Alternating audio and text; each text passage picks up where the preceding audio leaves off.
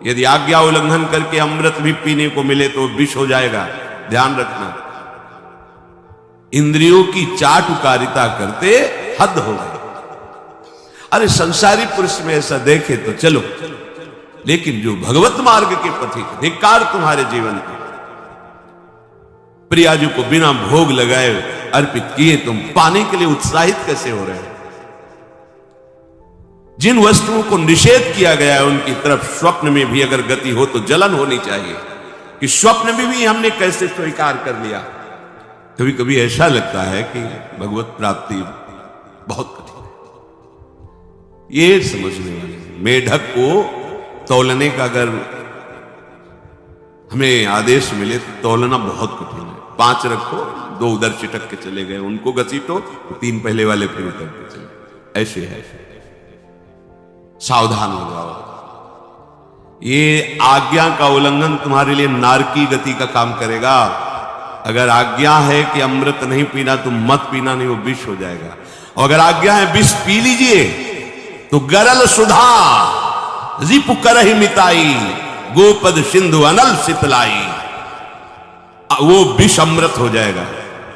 तुम्हारा शत्रु तुम्हारा मित्र हो जाएगा। ये भाव समुद्र गाय के खुर के गड्ढे के समान हो जाएगा। आज्ञा पालन बहुत बड़ी सिद्धि है।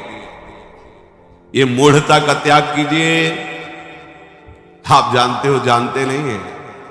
नहीं, तुम नहीं जानते हो, तुम्हें वो जान रहे हैं। अगर तुम अपना आनंद चाहते हो, सुख चाहते हो तो आज्ञा पालन करो, इसी से देहाभिमान गलित होगा। तुम्हारी एक एक वृत्ति उस सर्वात्मा प्रभु बैठे देख रहा है, और उन्हीं के रिझाने के लिए तो तुम्हें मानव देह मिली, भगवत मार्ग मिला। ये ध्यान रखो, एक बार भी बिना भोग अर्पित किए हुए जो पाओगे वही तुम्हारी बुद्धि भ्रष्ट कर देगा। देख लो आंख खोल के कैसे बुद्धि भ्रष्ट होती है। वो अपने आराध्य देव इष्ट देव की ही निंदा करने लगता है, आराध्य देव इष्ट देव के विपरीत चलने लगता है। ये बुद्धि गिरी मतलब सर्वनाश, जो शास्त्र में कहा गया है, कामः संजायते क्रोधा क्रोधा स्मृति विभ्रमा स्मृति भ्रंशात् बुद्धिनाशो, बुद्धिनाश को ही कहा गया प्रणश्यति, नष्ट हो गया, वो किसी काम का नहीं। यत करोषि, जो भी कर रहे हो वो प्रभु के लिए हो और प्रभु को अर्पित करो।